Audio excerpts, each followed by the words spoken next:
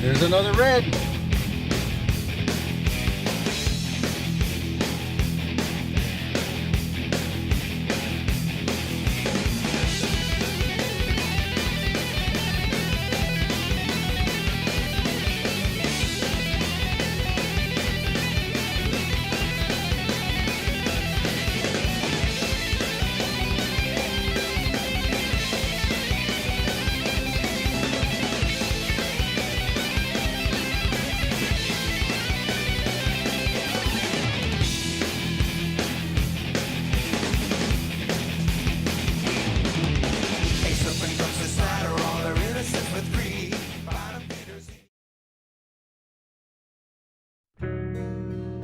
Fur Life is proudly sponsored by Uncle Freddy's Gut Glove, The Buck Cage, Comstock Custom Cages, Dusk to Dawn Bow Fishing, Mountain View Guide Service, The Stealth Screen, The Raptor Razor, Night Owl Lures, Wolf Creek Products, PCS Outdoors, Lennon Lures. Today's episode is brought to you by the Raptor Razor. Now let's go set some traps. Raptor Razor brings you the most innovative knife for hunters that has ever been developed. With a revolutionary design, Raptor Razor cuts quick and clean, saving you time in the field. These knives are strong, lightweight, multifunctional, and easy to clean with easy grip, non-slip, ambidextrous handles. Raptor Razor takes field dressing to a whole new level. For more info or to find a dealer near you, visit www.raptorrazor.com. Here we are, Brian's Beaver Master Lodge. He's gonna show you how he cleans the burrs out of it. Just make sure there's nothing in the fur. And he's gonna show us how he skins them, and he's gonna flesh it, and then we're gonna board it. So everything to do taking care of these. Boy, what a beautiful fur they have on this time of year. This is just getting towards the end of the season now. Take a pair of loppers.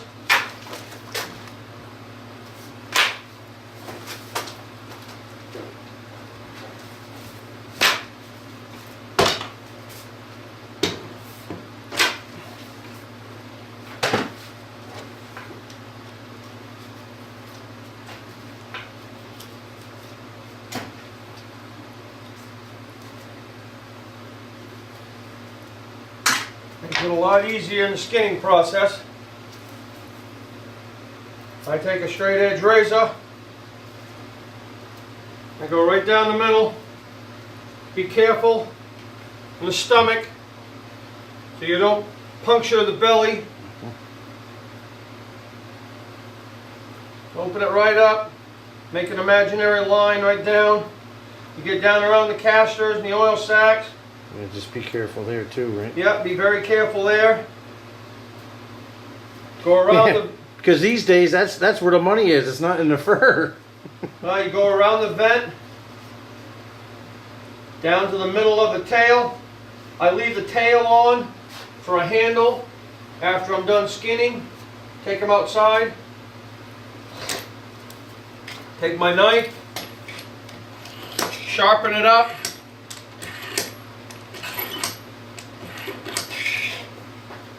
I open it up.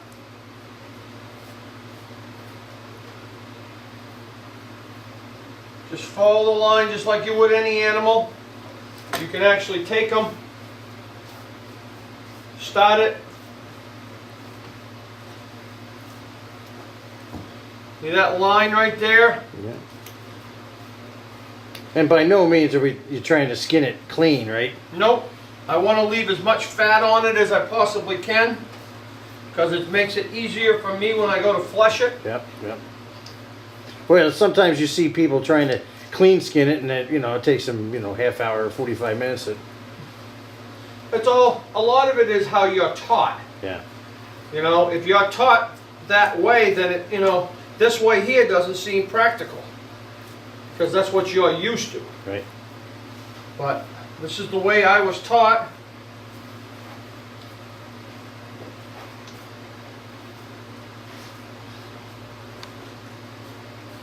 Try to do as much as I can right here. Then I flip it on its side. Again, you follow that line. Let the weight of the beaver. Try not to puncture the belly to get those stomach juices.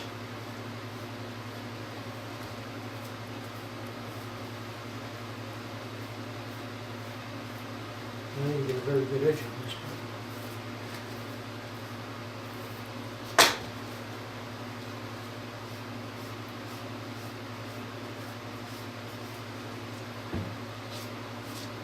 I don't really like a real sharp knife, but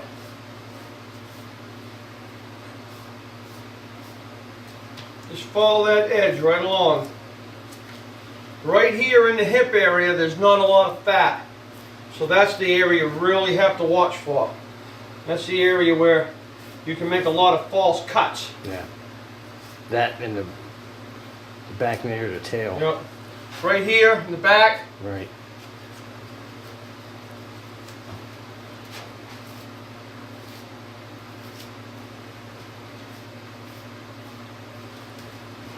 After a while, you'll get used to doing it.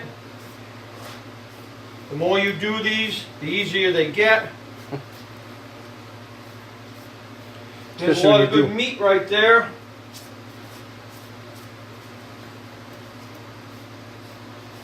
Be surprised how good eating beaver is.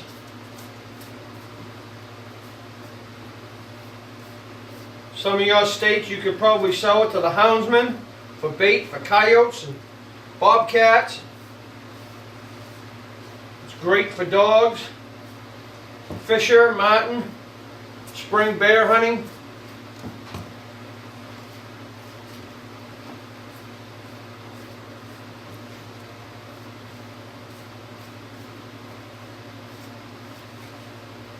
You get in the shoulder areas. Now you get right down. Here's the ear, Yeah. right there.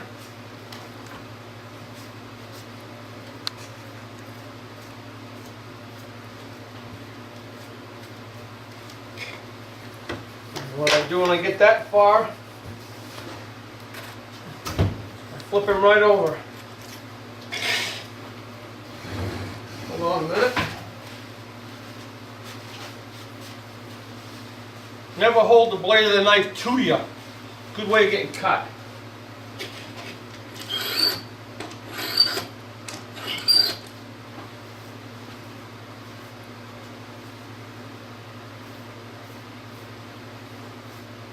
Same thing on this side.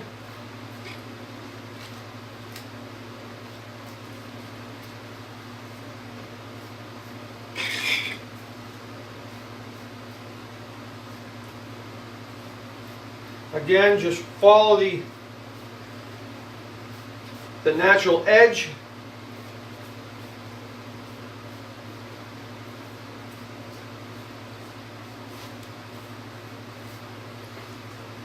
See that line right here?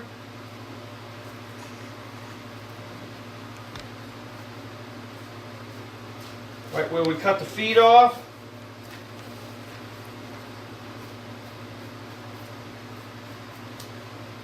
See the oil sacks? Be careful around the oil sacks.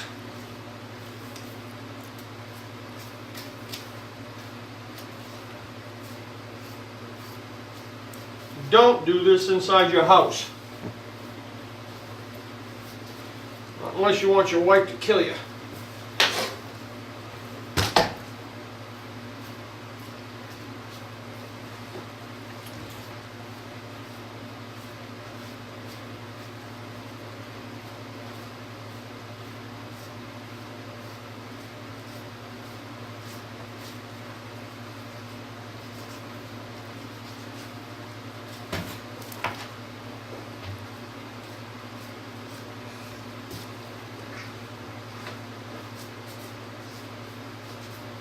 Okay, here we get to the other ear.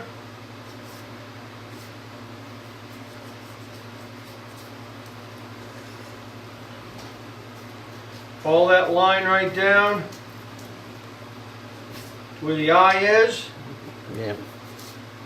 Another one, another spot you have to be careful so you don't end up with a big eye. Yep.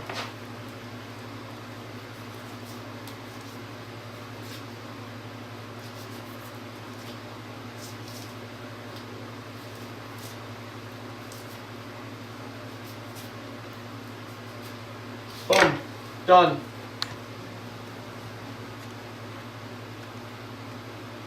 Then what I do is I kind of roll it up. Put it down on some cardboard. Till I get as many as I want scun. I'm gonna take the casters out first.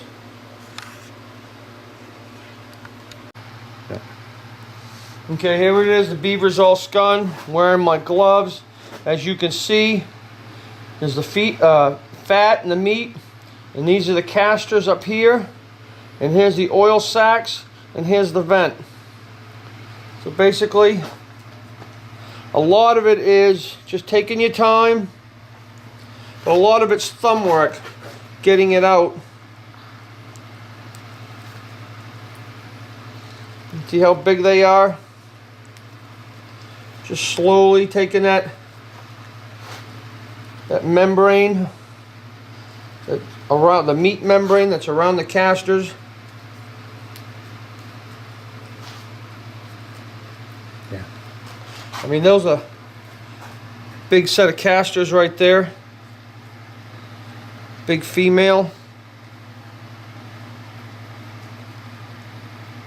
And basically that's territorial, Well, this right? They use, well, they're used for that, and they're used to locate a mate.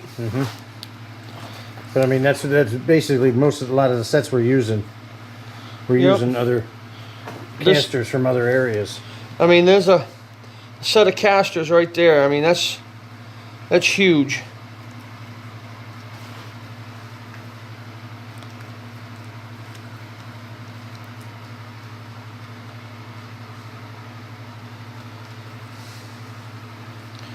I just hold them up.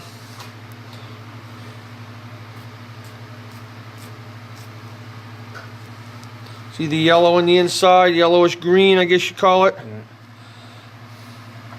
Hang them up, let them dry. Once they're dry, you can put them in the freezer until you're ready to sell them. Here's the oil sacs. Be careful with the oil sacs. It's got a brownish, tannish liquid inside of it, which is used by the beaver to waterproof his fur. His fourth toe on his back foot, he deposits it on that and he combs it into his fur to waterproof it.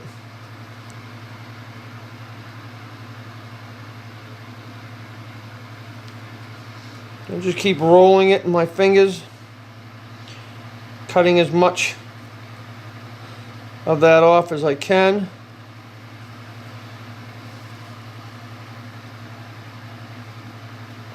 But you'll find a way that suits you.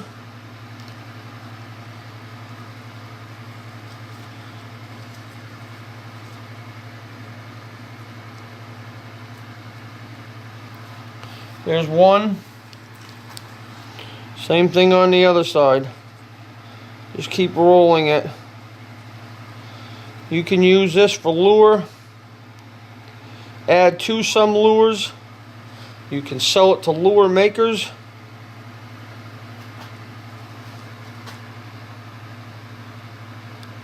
If you have that one problem beaver that you just can't catch, won't come to a caster set, sometimes putting a little bit of this, just this, adds just enough that you might be able to put a steel bracelet on him.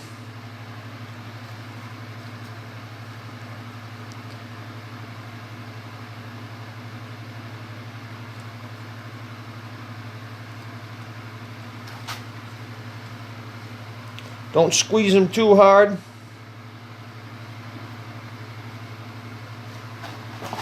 Done.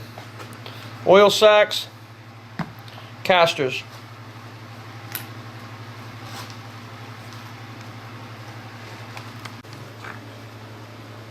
This is done. All right. Myself, get that on? Myself, I start right up by the ears, and I go right down the middle. I try not to keep the knife too far. I try to keep it close so I have control of the knife.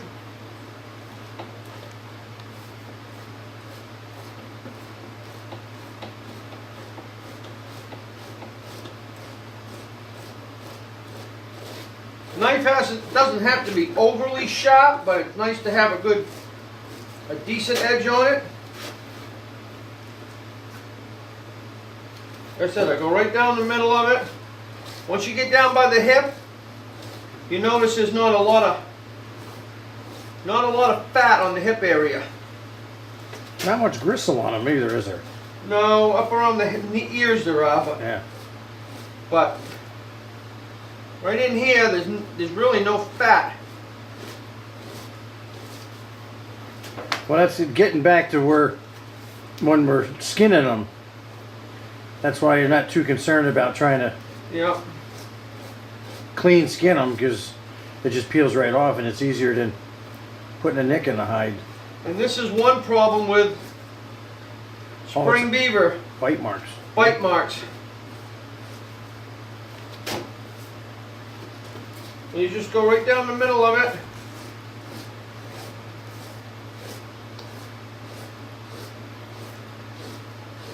These are all just false knife cuts.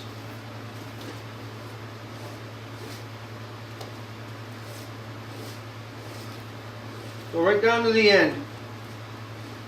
Pop them right off. Keep your knife clean.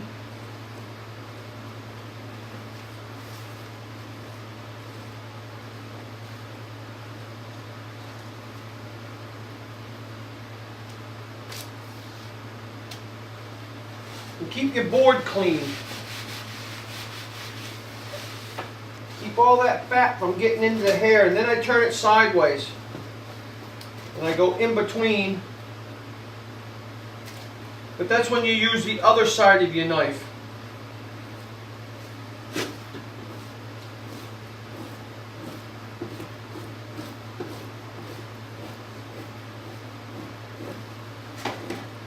Rolls right off.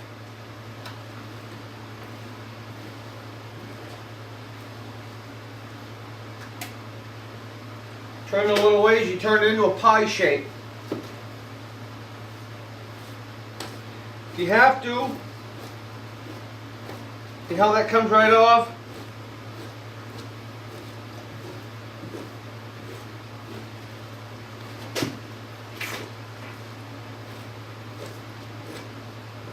And it doesn't tear into the leg. If I was to go like this and try to do it with the pointed part of the blade, I would cut it.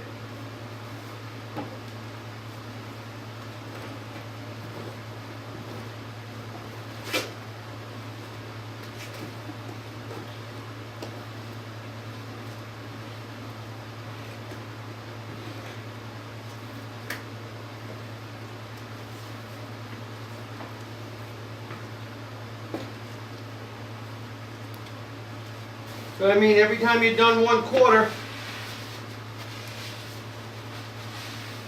wipe the board down, keep the board clean. Go back up. The thing is, with the females, you have to be careful of the teats, as they call them, right there. This one happens to be a male that has small teats, and you won't rip it as bad, but females, they're about the size of an eraser. And if your knife isn't sharp enough to cut right through them, you'll tear them and make a big hole in it.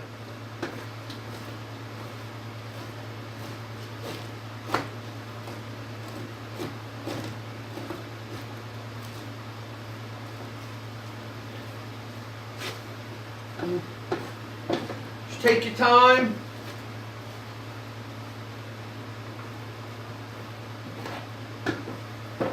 Learn as you go along. I don't worry about the cheeks, the lips too much. Cut them right off. Then right here, where the cheeks are, there's usually a big pile of fat. I cut it right off.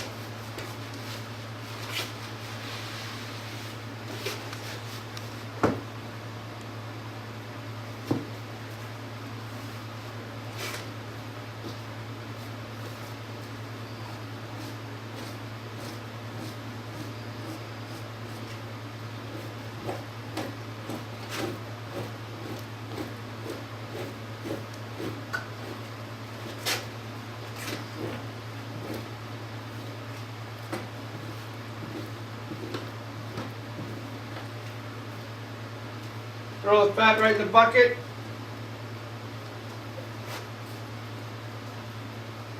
Take it outside during the winter. Let it freeze. Put it out in the woods. Let the coyotes eat it.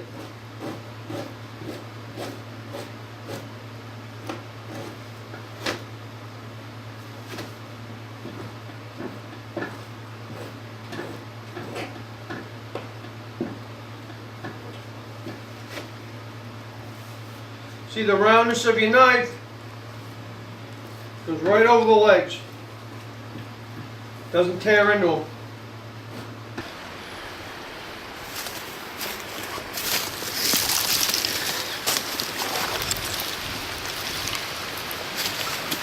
Wow, that's nice. That's freaking awesome. Look at that. That's a nice otter. Yep. Nice northern Maine otter. That tells you how fast they're traveling under the water. That's a 280 Belial. Look how fast she got through before it went off. Beautiful. Yep. Pretty much a waiting game for them. You better believe it. Beautiful.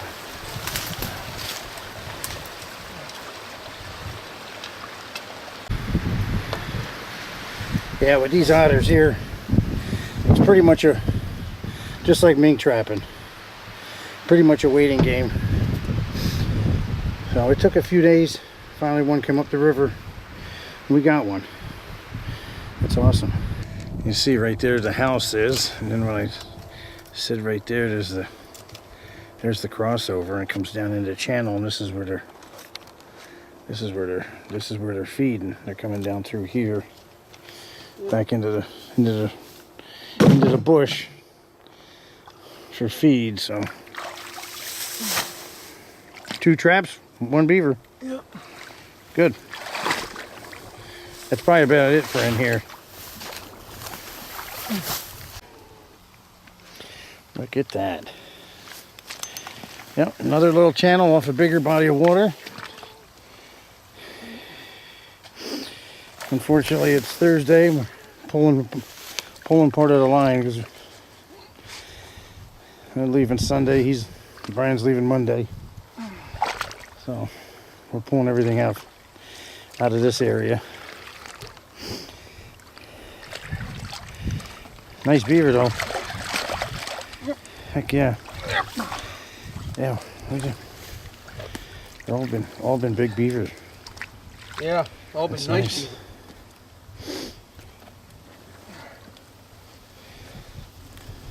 Beaver. Cool. Oh.